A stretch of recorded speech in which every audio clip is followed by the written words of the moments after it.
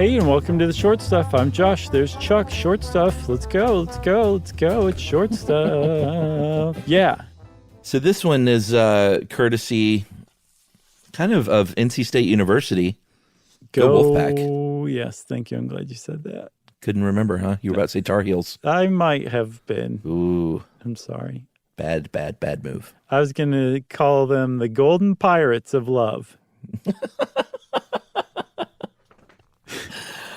Oh, that's good. I like that. Well, if you ever found a university, I expect you to use that as your mascot, okay? That's Barry Manilow University. The Golden Pirates of Love. I saw that guy in person, in concert, front row center.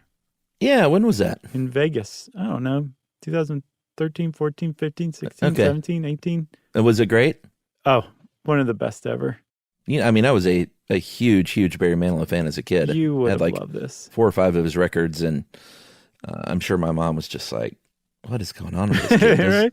Doesn't he know that's not cool? That kid ain't right. But we're not talking about that. We're talking about your gross bed and the fact that you lay in it every night. Yeah. How often do you change your bed sheets? Once a week. Yeah. Same here. I think that's normal. Yeah. And I mean, it's not like I use the bathroom, take my clothes off, and then just go to bed without cleaning myself off every night either. Mm-hmm. But it turns out that from investigations into the human bed, you would get the impression that all of us do something very similar to that every night, because apparently the human bed is, like you said, really, really gross on the microbial level, at least. Yeah, and the point is not to gross you out, but because it shouldn't gross you out. Well, that's kind of my point. If you're doing a once a week changeover, that's not too bad. No, because, we don't live on the microbial level, so we couldn't care less. That's right. But when you get in your bed, there are trillions of microbes that make up your own human microbiome, and you're shedding this stuff. You're shedding, well, kind of gross stuff at times, but it's on that microbial level, so you just try not to think about it. But there are fecal, oral, and skin bacteria, fecal bacteria, that you're shedding in your bed on a nightly basis. Yes, under normal circumstances outside of this episode, you don't really think about that. But that's right. Also the reason that your parents taught you never to lick your own sheets. Right. Yeah, well, you got to get the food stuff out of there first, so you lick it then. Well, you make a cup with one of your hands, the palm of one of your hands, and then you use the other hand to scoop that stuff into the cup, and then you eat it like that, like a handful of nuts. Don't ever lick your sheets. It's just gross. All right, that's a good point. So the point of all this is, like you said, it's not to gross everybody out, Chuck. It's to basically say, humans are primates. Let's find out how much our beds differ from other primates' beds. Isn't that correct? Yeah, and these researchers at NC State University, I think in 2018, did this, and they found, as far as we go, about 35% of the bacteria in our beds come from us. Like I said, that the oral and skin and fecal bacteria. Mm-hmm. And they were like, well, that makes sense, 35% coming from our own bodies. And we are really curious, because chimpanzees are close to us, what the deal is with them. Because here's the thing I never knew about chimpanzees. They not make their bed. They build and construct a brand new bed for themselves every single day. I did not know that either. I think that's a very refreshing fact that I had no idea about chimps. I see them in a different light now, and I feel like kind of a jerk for thinking they were a little dirty before. Yeah, so they wanted to find out, like, what's going on in a chimpanzee bed. And what they were kind of zeroing in on is not like, ooh, how dirty are they, but how much of their own microbiome is in their bed compared to other stuff from their environment, since these beds are up in trees. Like, are there tiny little insects all over the place and like gross stuff from them? Yeah. Or is it mainly just stuff from the chimpanzee? Yeah, the researchers were like, it's gross enough talking about human beds. Let's try to make everybody barf by talking about chimpanzee beds. Should we cliffhanger it there and take a break? You bet your sweet butt bee. You bet your sweet chimpanzee? Yeah. All right, we'll be back with Zippy the chimp right after this.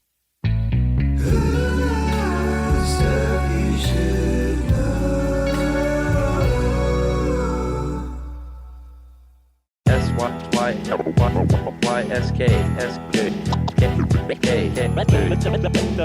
you should know. Okay, we're back and we're with Zippy the chimp. Is that a new chimp or is that like a throwback from the 50s? Zippy was an actual lovey, as my daughter calls him, little stuffed animal. Oh, okay. That I had when I was little, and it had a hand that you could squeeze. It went. Was he wearing red overalls and a red cap? I think Zippy had red. Do you remember when we used to make like galleries on the blogs? Sure. Like as part of our job. you made knockoff loveys, right? I found I made it one of the best galleries ever. It was like the most unsettling dolls of all time, and it was like 50 or 60 of them. But Zippy was definitely in there. Those are weird times when they were like, the page views equal money, guys. And I know if you could come up with like 100 pictures, let's say, yeah. Well, it was a step up from the knockoff wallets they had us sewing prior to that. I thank God for the blogs coming along.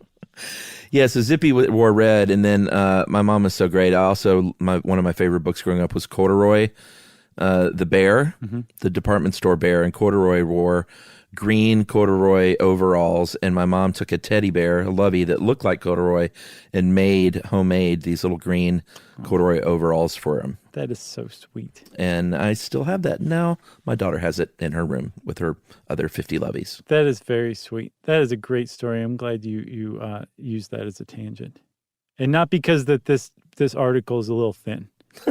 Well, we are killing some time, aren't we? So we're talking about this study where they wanted to basically compare human beds to chimpanzee beds to just, basically make chimps look bad, point out how great humans are.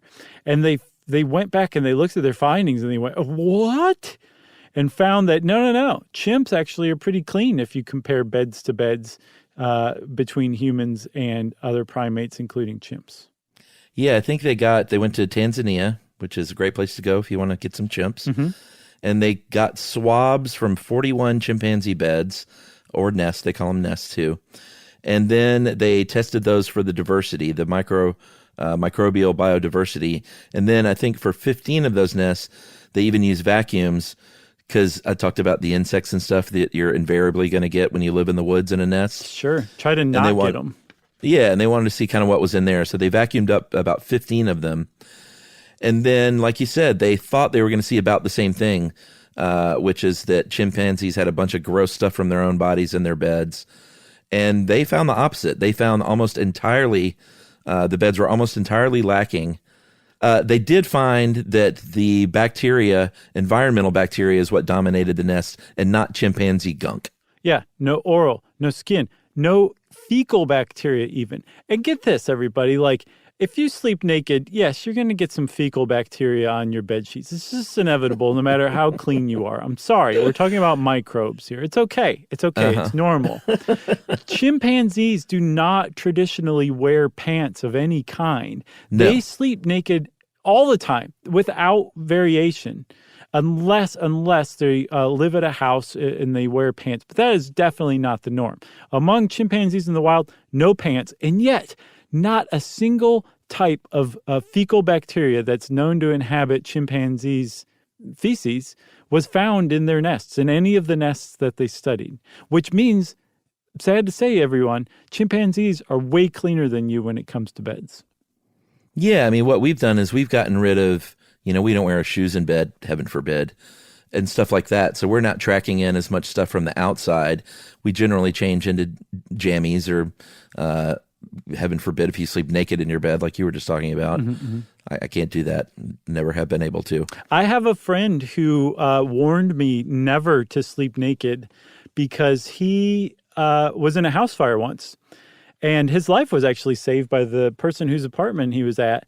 And he was sleeping naked and ended up outside in this condo complex, totally naked in the middle of the night because of this fire that, again, his life had just been saved from. So he was grateful to be alive, but also ungrateful to have been naked. And I don't believe he ever slept naked again after that. And he said one of the neighbors gave him like a blanket or something, but he was standing out there naked for a little while thanks to that house fire.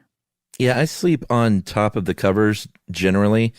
Like sometimes I'll snuggle up under in like the dead of winter, but I basically just sleep completely on top of a bed.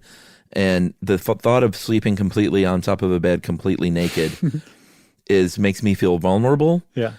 I think it's disgusting. Nobody wants to see that. Sure. And, I don't know.